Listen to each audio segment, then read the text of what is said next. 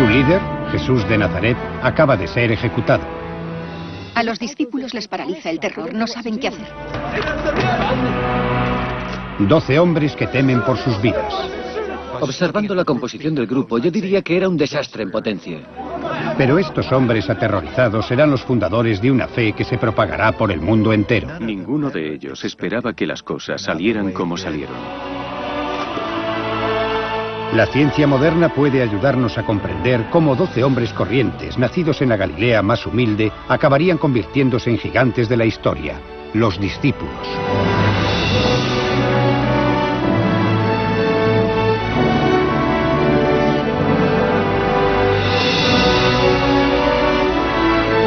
Las Escrituras, los discípulos.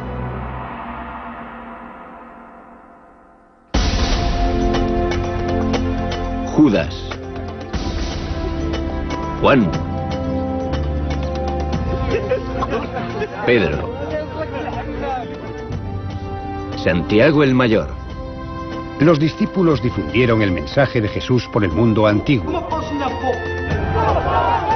Y muchos sacrificaron sus vidas por él. Mateo, Andrés, Bartolomé, Tomás. La transformación de las creencias de este pequeño grupo amenazado en una religión mundial es una historia asombrosa. Simón, Judas Tadeo, Felipe, Santiago el Menor. Pero para comprenderla, debemos seguir su viaje desde el principio. Zípori, Galilea, año 4 a.C.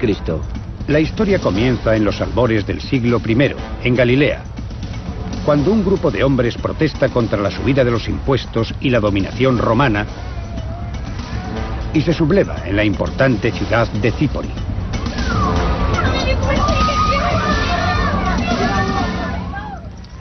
Los romanos sofocaron la revuelta con la completa destrucción de la ciudad y mataron a todos los habitantes o los vendieron como esclavos.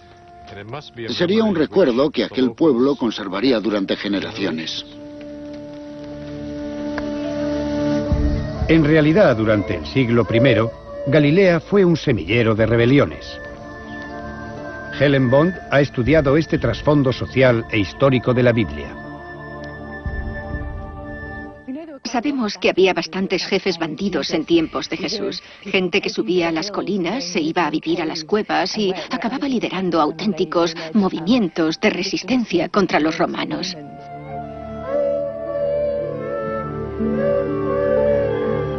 Los discípulos crecieron en este ambiente. Algunos incluso podrían haber sido testigos de la rebelión de Zípori. Tal vez vieran en Jesús a un líder que podía liberarles de los romanos. Los descubrimientos históricos nos ofrecen una nueva perspectiva de las vidas de los discípulos. La imagen que surge es vivaz y sorprendente. 20 años después. Una cosa está clara desde el principio. Los discípulos se acercaron a Jesús por razones muy distintas y con esperanzas muy diferentes. Cuando rondaban los 20 años, la primera de esas razones tal vez haya sido financiera. Los elevados impuestos habrían sido una preocupación constante para los 4 discípulos que se dedicaban a la pesca: Juan, los hermanos Pedro y Andrés y Santiago.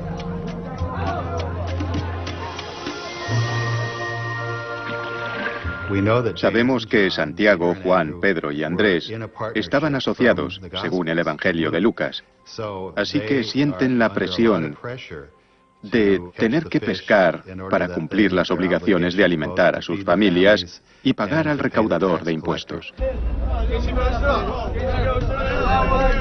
Los pescadores estaban obligados por un acuerdo con el recaudador de impuestos a entregarle sus capturas, entre las que se incluían pescados frescos como carpas y sardinas, a cambio de pescado salado de calidad inferior.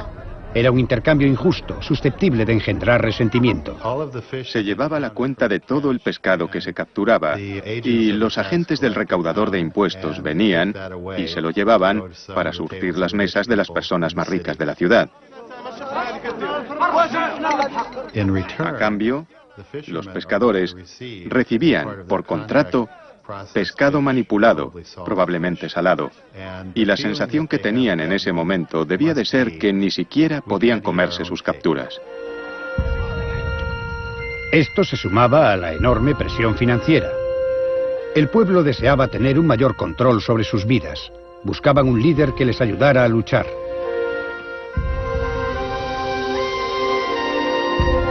Y tal vez pensaron que ese líder era Jesús. Los primeros seguidores de Jesús se sintieron atraídos por algo muy práctico, que tenía que ver con su vida cotidiana, con los asuntos reales. Y lo malinterpretaremos si lo vemos como un movimiento puramente religioso.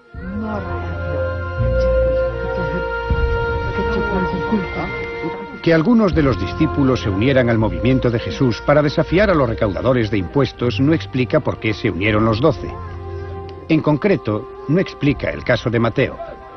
Antes de convertirse en discípulo, Mateo era recaudador de impuestos. Sabemos a qué se dedicaba gracias a los evangelios, pero estos no nos dicen qué fue lo que le atrajo hacia Jesús. Y es que, a diferencia de los pescadores, Mateo disfrutaba de la cómoda vida de un hombre rico.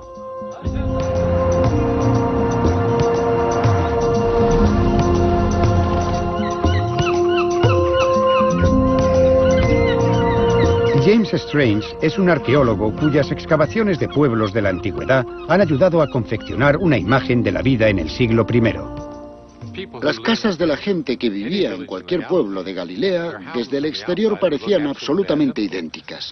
La única manera de tener algún tipo de lujo era en el interior de la casa. Se podía encalar una habitación y aplicarle una pintura bonita, pero solo en el interior de la casa. Nadie desde fuera podía tener ni idea si no le invitaban a entrar. El interior de la casa de Mateo habría mostrado que era mucho más rico que sus vecinos. Aunque Mateo fuera un recaudador de segundo nivel y solo tuviera algunos pueblos asignados, sería más rico que cualquier habitante de esos pueblos. Pero esa riqueza habría convertido a Mateo en una figura odiada dentro de su comunidad. Cada día debía enfrentarse a una ardua tarea para hacer su trabajo.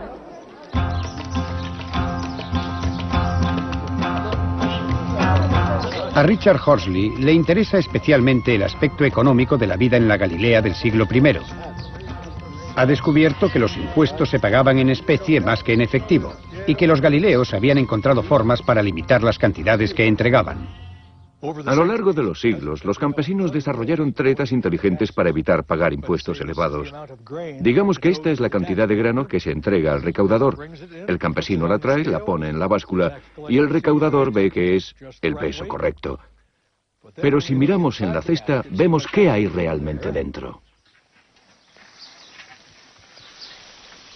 Evidentemente hay grano, pero en el fondo hay palos y piedras. Y con este truco el campesino ha conseguido quedarse con una parte del grano que tendría que haber entregado al recaudador. Esta lucha diaria podría haber sido el detonante para que Mateo se uniera a Jesús. Ciertamente se habría sentido muy solo. Habría sido muy difícil para él encontrar gente simplemente para charlar de lo cotidiano.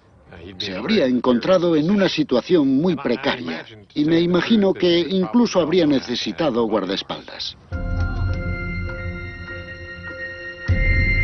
Al unirse a Jesús, Mateo abandona a los recaudadores y es bien recibido, quizás por primera vez, en una comunidad. Hay otro discípulo tal vez más desconcertante incluso que Mateo, Judas Iscariote. Judas tiene mala reputación, fama de persona desleal y poco de fiar. Pero irónicamente era el tesorero del grupo, el que buscaba donaciones para el grupo y organizaba las provisiones. Se trata de un grupo de discípulos que viven con un fondo común. Y él aparentemente es el tesorero. Lleva las cuentas, toma nota de lo que se necesita, se encarga de la intendencia. Creo que eso implica cierta capacidad de organización, ser digno de confianza y tener liderazgo.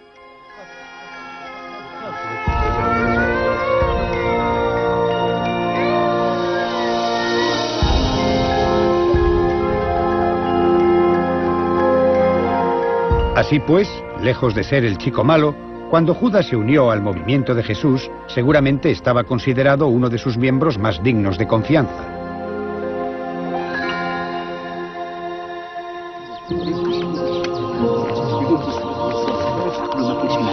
Desgraciadamente sabemos muy poco sobre los demás discípulos. Están Tomás y Felipe, que al parecer procedían de la misma región que los pescadores. Están Bartolomé y Simón, conocido como el Celote, probablemente porque era muy estricto en el seguimiento de las leyes de la religión judía. Sin embargo, hay una controvertida teoría según la cual Simón, Judas Tadeo y otro discípulo llamado Santiago eran en realidad hermanos de Jesús. Quizá eran hermanos políticos más que parientes de sangre. No obstante, algunos expertos creen que formaban parte de la familia de Jesús. Los hermanos de Jesús, que aparecen citados en los Evangelios, resultan ser los que conocemos: Santiago, Simón y Judas Tadeo.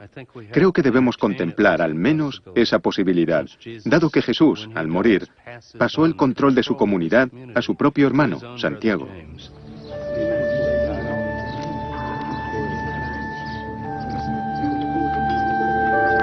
Fueran cuales fueran los lazos de sangre entre Jesús y algunos de sus discípulos, está claro que estos 12 hombres eran muy diferentes entre sí. Tal variedad habría conformado un grupo interesante, pero quizás un movimiento radical de este tipo habría necesitado reclutas de ideas parecidas.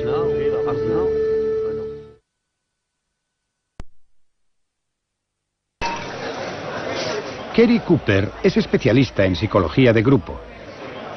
Le hemos pedido que aplique los principios psicológicos modernos a lo que sabemos sobre los discípulos para averiguar qué dificultades habría encontrado un grupo así a la hora de trabajar juntos y convertirse en fundadores de una nueva fe.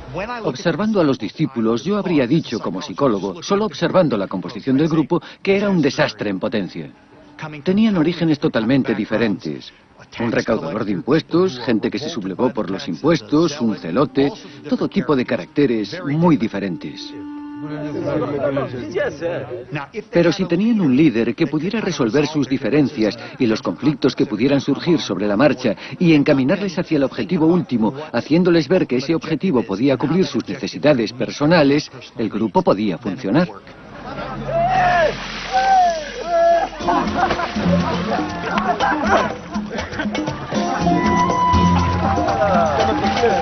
Estos 12 hombres de orígenes tan diferentes tenían en Jesús ese líder decidido y tenían también una misión. Quizá estaban preparados para darse la oportunidad de trabajar juntos, si eso significaba acometer alguna acción contra los romanos. Pero seguir a Jesús no siempre sería fácil. Hay pruebas de que viajar juntos, en grupo, podría haber sido una experiencia bastante dura en el siglo I que pondría a estas personalidades tan diferentes a prueba. Galilea mide unos 55 kilómetros de ancho. Los discípulos podían recorrerla en aproximadamente un día, pero el terreno a veces es escarpado y estos lugares ofrecen poca protección contra los elementos o los ladrones. La vida errante es muy dura. Hay gente que considera un territorio como suyo y no les gusta que te entrometas. Hay animales salvajes también. En el mundo antiguo, los leones y los osos eran los principales depredadores que te podías encontrar. Como si la vida errante no fuera suficientemente peligrosa, la Biblia relata que Jesús les pidió a sus discípulos que dejaran atrás sus posesiones. Pese a todo, hay objetos básicos que según los expertos habrían necesitado. Por ejemplo, si el tiempo es malo, necesitas un manto de lana como este para protegerte. Te envuelves bien en él y duermes como en una tienda. También puedes usarlo para la lluvia, porque es impermeable. Si no hay nadie amable que te ofrezca fuego, tienes que contar con algo para hacerlo. Necesitas un trozo de hierro y un trozo de pedernal y un pedazo de lino para hacer tu propia hoguera. Si no, estás en una posición terrible. En lo relativo a la seguridad, a lo mejor tienes que defenderte de los depredadores. Aquí tenemos una espada. Es bastante pequeña, pero se hacen una idea. Cuando Jesús fue detenido, 2 de los discípulos llevaban espadas. Se podía llevar en el cinturón, a la cadera o bajo el manto.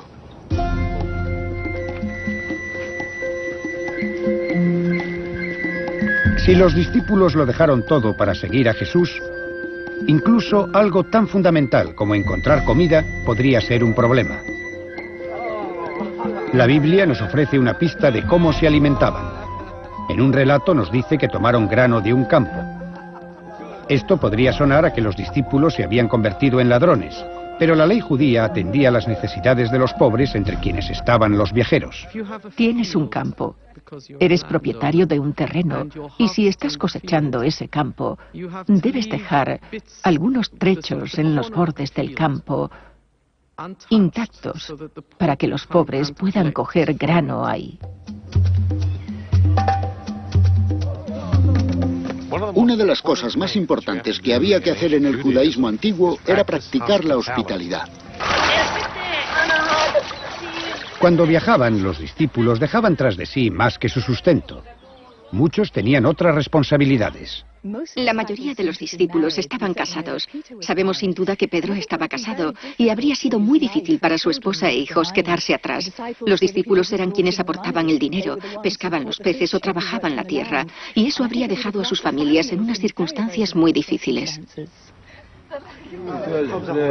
Sin embargo, quizás nos equivoquemos dando por sentado que una vez que se iban, nunca volvían.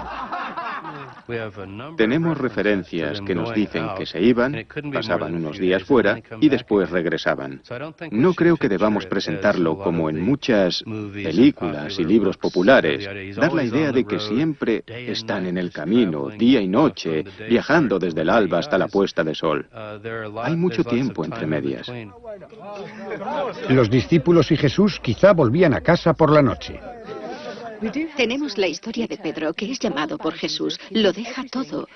Y entonces, tan solo unos versículos después, va a tomar el té con su suegra. Eso nos indica que quizá la partida, al menos en el primer período, cuando el ministerio de Jesús se desarrolla en Galilea, no fue algo tan definitivo como hemos creído a menudo. A medida que se amplió el ministerio de Jesús, se presentaron ocasiones en las que los discípulos tuvieron que viajar fuera de Galilea.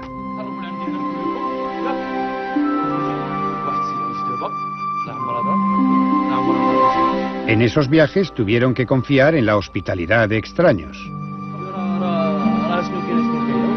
Pero hay un hecho poco conocido, y es que los discípulos tenían algo que ofrecer a cambio.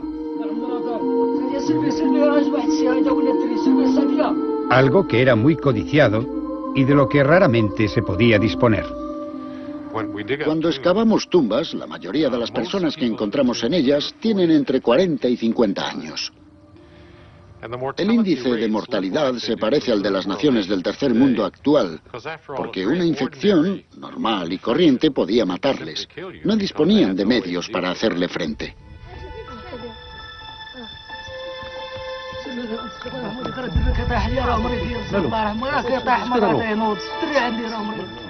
En la Galilea del siglo I no existía un sistema sanitario. Sus habitantes dependían de los curanderos locales que habían desarrollado curas caseras que aparentemente funcionaban. Jesús tenía una gran reputación como curandero, pero también sus discípulos. Cuando llegaban a un pueblo, parece que tenían dos tareas fundamentales. Una era anunciar la llegada del reino de Dios, la otra sanar a los enfermos. Y si tenían éxito y lo sanaban, podían conseguir el pan de cada día y un lugar donde recostar sus cabezas. El hecho de que los discípulos pudieran sanar no debe sorprendernos. La curación a través de la fe tiene una larga historia. Durante siglos fue la única curación posible para el pueblo. No tenía nada de extraño rezar a los dioses si eras pagano, o a Dios si eras judío, para que te curara. Era del todo aceptable. La gente que se especializaba en rezar a Dios para obtener una curación era muy conocida. Y ofrecer la curación en asociación con un movimiento religioso era perfectamente comprensible y aceptado. Hoy, la medicina moderna quizá pueda explicarnos cómo se hacía.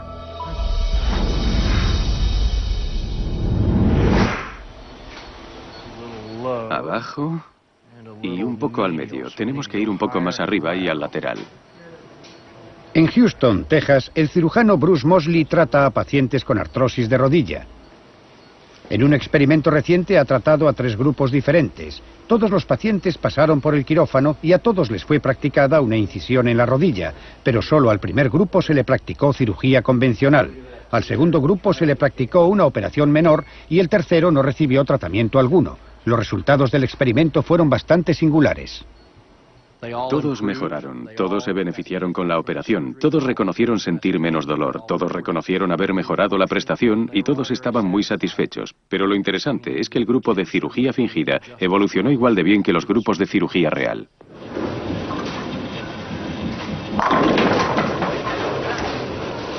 Tim Pérez fue uno de los primeros pacientes del Dr. Mosley. A veces cuando caminaba sentía un dolor agudo en la rodilla. Y claro, cuando te duele mucho no tienes ninguna fuerza en la pierna. Tim estaba en el grupo al que no se le practicó cirugía, pero su rodilla mejoró. Eso fue hace 8 años y Tim sigue sintiéndose mejor. Puedo llamarlo milagro, porque es algo para lo que no se usó la medicina, no se usó nada para sanar. Así que tiene que ser la mente. En términos médicos, Tim formaba parte del grupo placebo, lo que significa que no recibió un tratamiento real. Los médicos están más cerca que nunca de comprender cómo funciona el efecto placebo. Creo que el placebo funciona a través del impacto psicológico o emocional que un tratamiento tiene sobre el paciente y lo liga íntimamente a sus expectativas y creencias. Si el paciente espera y cree que un tratamiento va a ser efectivo, casi con toda certeza lo será. Ahora sube las manos por encima de la cabeza todo lo que puedas. Vale. Si hoy en día hay personas que mejoran porque creen en la capacidad del médico para curarles, tal vez en el siglo I ocurría lo mismo. El Dr. Mosley cree que Dios estaba involucrado en las curaciones de sus discípulos, pero no pasa por alto la importancia de la fe del paciente en que podía ser curado. Sin lugar a dudas, podemos encontrar paralelismos entre lo que Jesús y sus discípulos hacían y lo que un doctor hace hoy en día. En ambas situaciones, los pacientes creen que el curandero les ayudará. Y evidentemente podemos imaginar que algunos de los beneficios de los antiguos curanderos se debían al efecto placebo. En parte, gracias a su capacidad para sanar, Jesús y sus discípulos empezaron a atraer a multitudes cada vez mayores.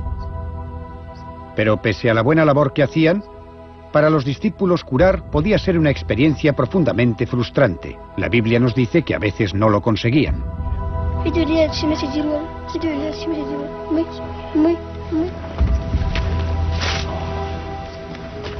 En el Evangelio de Mateo se relata la historia de un hombre que lleva a su hijo ante Jesús. El niño muestra síntomas de lo que podríamos catalogar como epilepsia y se queja de que los discípulos no han conseguido sanar a su hijo.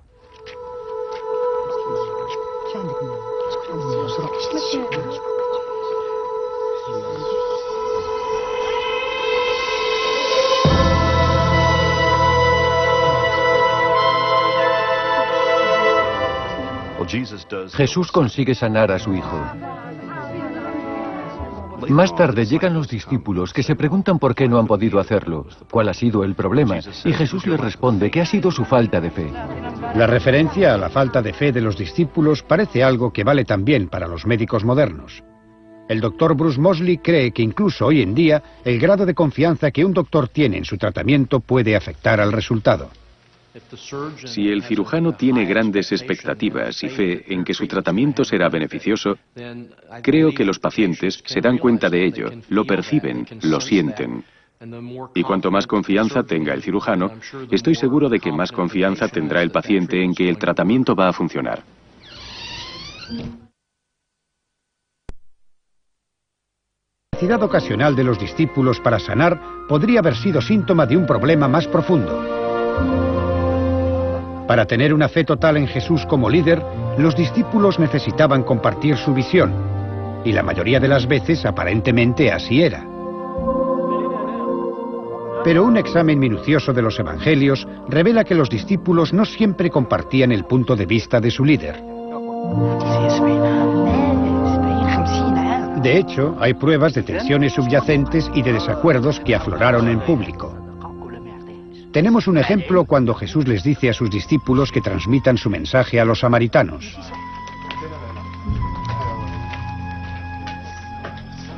Hoy, la palabra samaritano describe a un bienhechor, pero para un judío del siglo I era el enemigo. Si Jesús me dijera que teníamos que atravesar Samaria, se me caería el alma a los pies. Y yo diría, oh no, ha habido hostilidad entre nosotros y los samaritanos durante 500 años, y no parece que las cosas vayan a mejorar. Los pueblos samaritanos no estaban interesados en lo que aquellos predicadores judíos tenían que decir y expulsaron a los discípulos.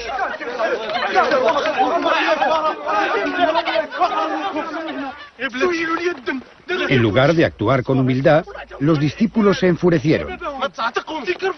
Fue una flagrante violación de una de las enseñanzas de Jesús: ama a tus enemigos. Santiago y Juan estaban tan enojados que quisieron prender fuego al pueblo y arrasarlo. Creo que hoy veríamos esto como un tipo de racismo, pero es incluso más que racismo. Si pensamos en lo que estaban diciendo, era, matemos a esta gente. Mientras que Jesús dice, no, las cosas no son así. Él les ofrece la salvación, pero si no la aceptan es cosa suya. Y sencillamente se dirige a otro lugar.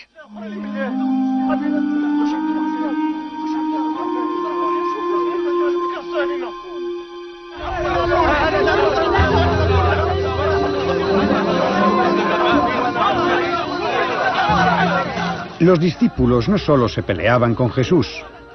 En más de una ocasión, la Biblia dice que discuten entre ellos sobre quién es el más importante. Santiago y Juan incluso le preguntan a Jesús si podrán ocupar tronos junto al suyo en el nuevo reino. Esto demuestra que había mucha más competitividad y rivalidad entre ellos de lo que solemos pensar.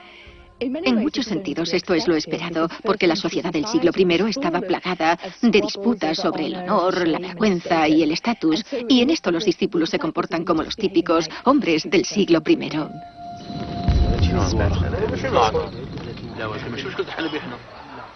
Estas disputas tal vez eran algo típico, pero según el psicólogo Kerry Cooper, podían derivar en perjudiciales luchas de poder.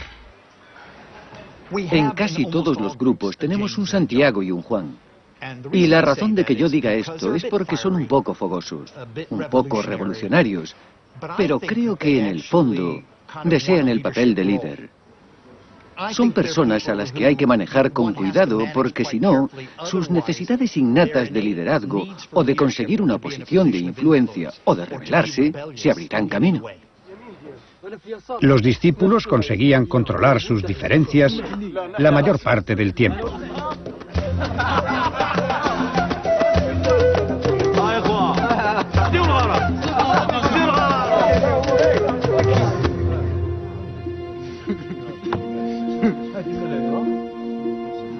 Pero en una ocasión, esta división amenazó la propia supervivencia del movimiento. Una mujer se presentó y vertió un perfume caro sobre Jesús. A los discípulos aquel acto no les impresionó. A los discípulos les molesta que esta mujer haya desperdiciado el ungüento en Jesús. Dicen que debería haberlo vendido y entregado el dinero a los pobres. Pero Jesús ve las cosas de una manera muy diferente. Él cree que ella ha hecho algo hermoso. Como tesorero del grupo, Judas parece especialmente molesto con esta acción.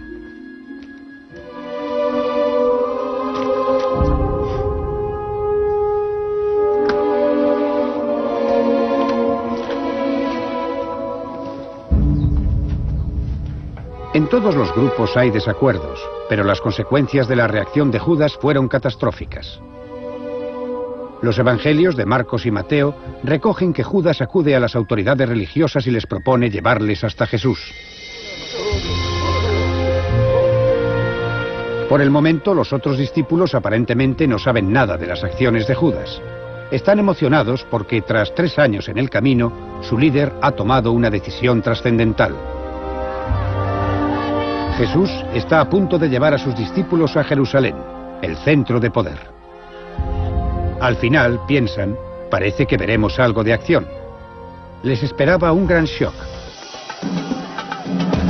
Los discípulos entraron en Jerusalén con Jesús el día que se conoce como Domingo de Ramos. Jesús recibió una entusiasta bienvenida, pero no podía haberse producido en un momento de mayor sensibilidad política.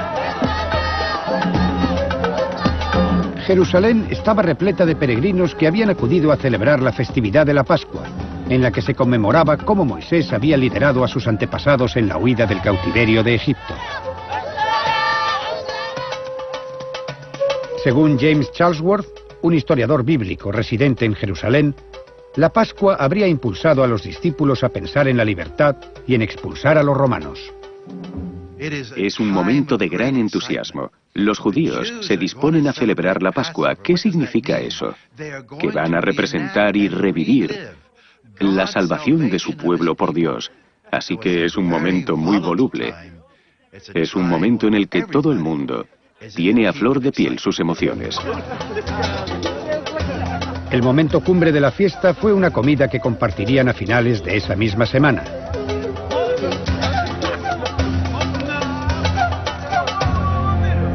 Pero cuando se sentaron para dar cuenta de la que sería conocida como la Última Cena, Jesús se mostró inusualmente abatido. De repente, en medio de la cena, Jesús comienza a hablar sobre su muerte. Toma el pan y dice, este es mi cuerpo. Toma el cáliz y dice, esta es mi sangre. Y comienza a decir que hagan eso en conmemoración suya.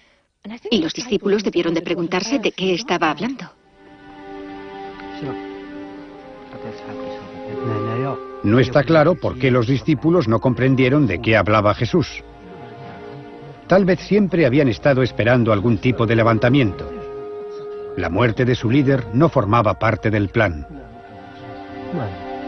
Pero lo que ocurriría a continuación sellaría su destino. Judas desencadena una serie de acontecimientos que llevarán a Jesús a la cruz.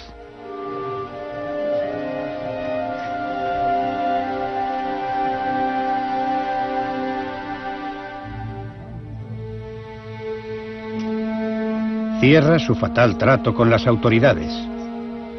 Accede a traicionar a Jesús. A cambio, recibe 30 monedas de plata.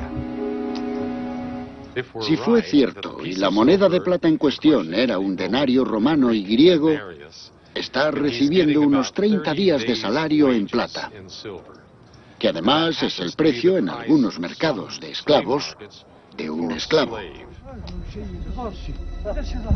No demasiado para alguien que sería venerado como hijo de Dios. Pero Judas, no obstante, acepta el dinero y guía a los guardias hacia el lugar en el que sabe que se encontrará el grupo. De repente comienza a revelarse para qué han estado trabajando. Los discípulos sienten pánico y su reacción es de ira. A los discípulos les paraliza el terror, no saben qué hacer. La reacción de Pedro fue sacar su espada y amputarle una oreja al esclavo del sumo sacerdote. Y eso es bastante comprensible porque no saben qué está pasando. No saben a esas alturas si el grupo de soldados va a detener solo a Jesús o si han venido también a por ellos. Al final, solo detienen a Jesús. Los discípulos se dispersan. Solo tenemos esta frase en los evangelios. Todos le abandonaron y huyeron. Creo que esto deberíamos analizarlo en términos humanos. No es nada ni muy teológico ni profundo. Simplemente se asustaron y huyeron. Todo el trabajo de Jesús y los discípulos destruido por la traición de un solo hombre. Pero algunos expertos no están seguros de que sea a Judas a quien haya que culpar.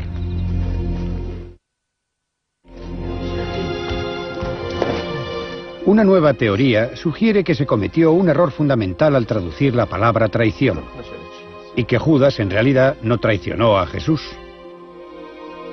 En griego la palabra significa simplemente entregar. No tiene las implicaciones más siniestras del vocablo traición. Y de hecho hay más pruebas de que Judas no era un traidor. Todo el mundo, incluidas las autoridades religiosas, conocían a Jesús y sabían dónde encontrarle. ¿Qué traicionó? ¿Traicionó el secreto de quién era Jesús? Todo el mundo sabía quién era. ¿Traicionó el secreto de dónde podía encontrarse? Los evangelios dejan bastante claro que él va a los lugares de costumbre. Si no estamos seguros de qué traicionó, ¿cómo podemos tacharle de traidor?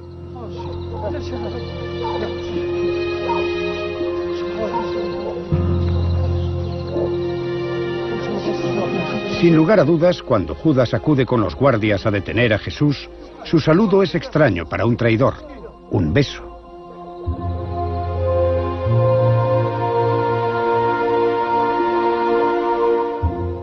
¿Acaso un beso sugiere una traición? En todas las fuentes antiguas, Flavio, Josefo y el Nuevo Testamento, el beso implica saludo o despedida. No hay nada parecido a un beso de traición.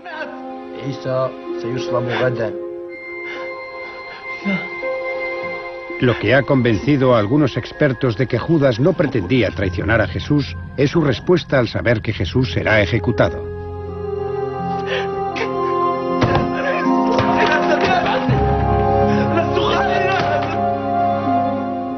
Les arroja el dinero a aquellos hombres. Obviamente algo ha salido mal.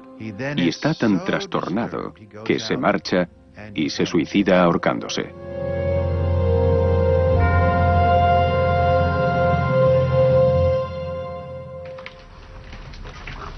Pero si Judas no quería traicionar a Jesús, tiene que haber una razón para que hiciera un trato con las autoridades.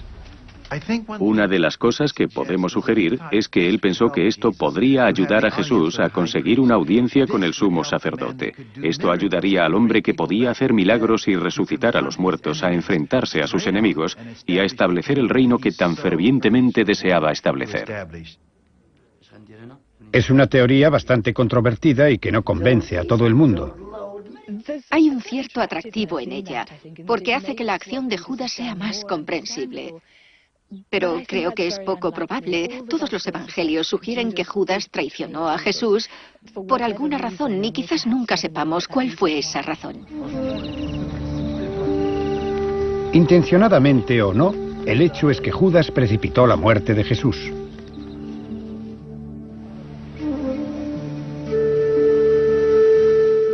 Si los discípulos tenían alguna duda de que la detención de Jesús significaba el final del grupo, al día siguiente tendrían la confirmación.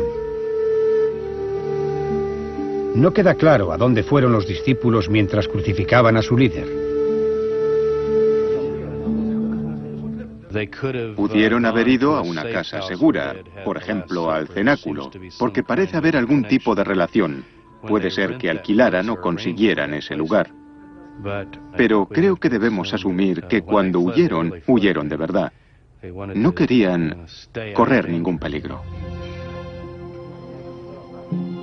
Los discípulos se mostraban muy alicaídos. Es un momento crítico porque han perdido a su líder. Todos los grupos necesitan un líder y especialmente un líder que les inspire, como Jesús. Es muy crítico. No hay un sustituto y eso es un problema. El grupo está destinado a separarse o a tener enormes dificultades. Con la muerte de su líder, los discípulos quedaron sumidos en una gran depresión, destrozados. Pero con todo, sabemos que estos individuos desesperados fundaron lo que se convertiría en un culto importantísimo a nivel mundial. Evidentemente ocurrió algo que cambió sus destinos.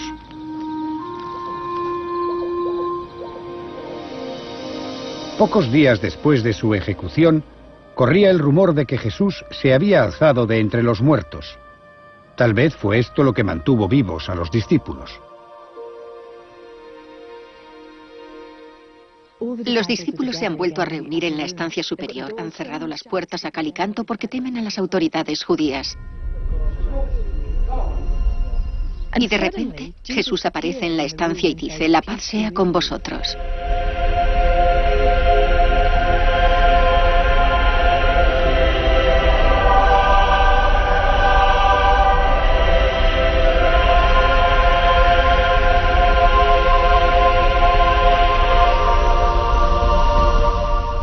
Este es un momento significativo en la historia del Evangelio, lo que diferencia al movimiento de Jesús de otros movimientos mesiánicos similares del siglo I es que están absolutamente convencidos de que su Mesías ha sobrevivido a la muerte.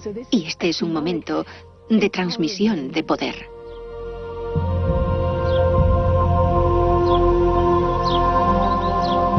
La creencia de que Jesús seguía vivo era una cosa.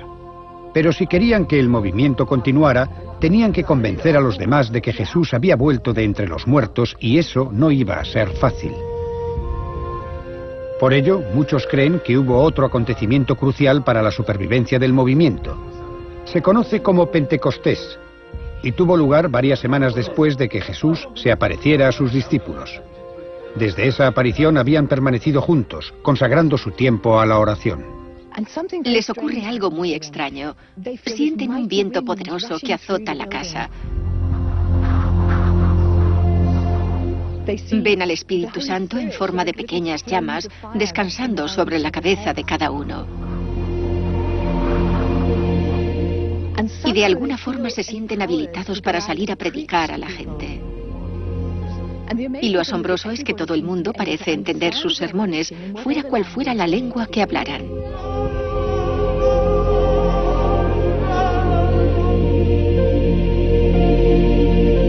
Para el psicólogo Kerry Cooper, este acontecimiento religioso es el que transforma al grupo. Pentecostés, a mi modo de ver, es el acontecimiento crítico para el grupo, y la razón es que no tienen un líder. Y esa experiencia compartida es la que les une, les motiva, les anima a salir a predicar y convertir a la gente para compartir sus experiencias comunes. Asume una especie de papel de líder sustituto.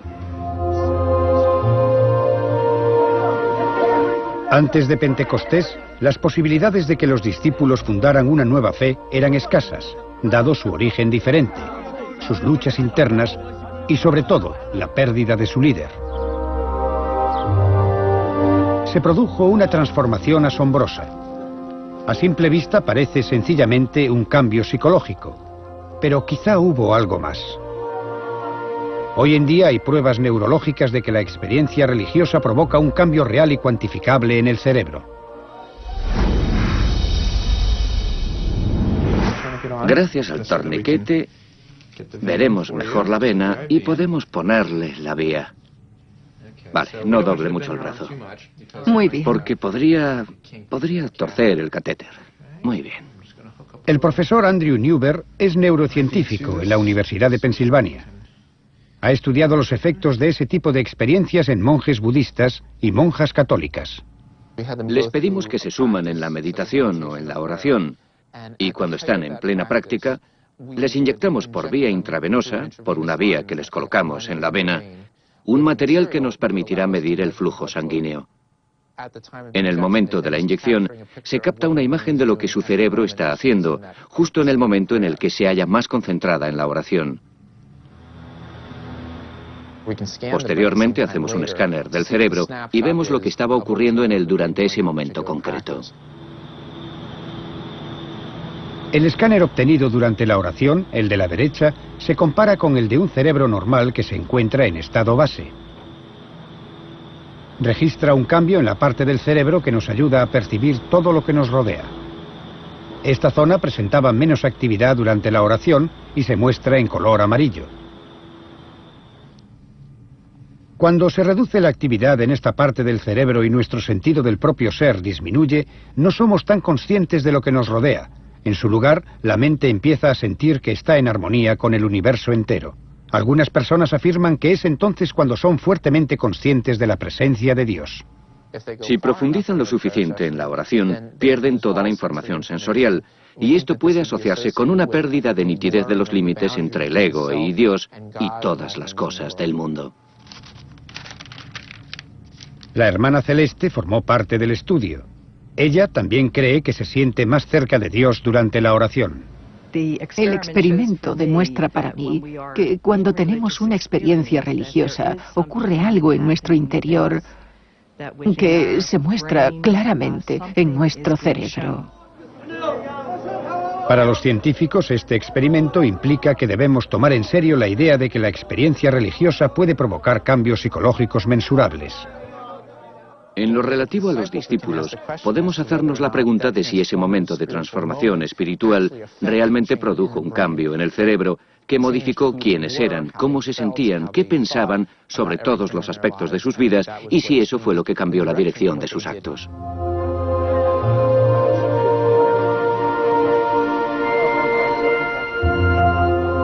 Ciertamente, tras esta experiencia, los discípulos ya no eran simplemente miembros del movimiento de Jesús, sino líderes de una nueva fe. A partir de ahí dejan de ser discípulos, es decir, estudiantes, y comienzan a ser apóstoles y mensajeros por sí mismos. Y ese es el hecho clave para la distinción entre los dos períodos. Los discípulos deben de haber experimentado una increíble transformación personal. Al principio no eran más que humildes pescadores, pero al final de la historia se convirtieron en líderes de lo que acabaría siendo una religión mundial.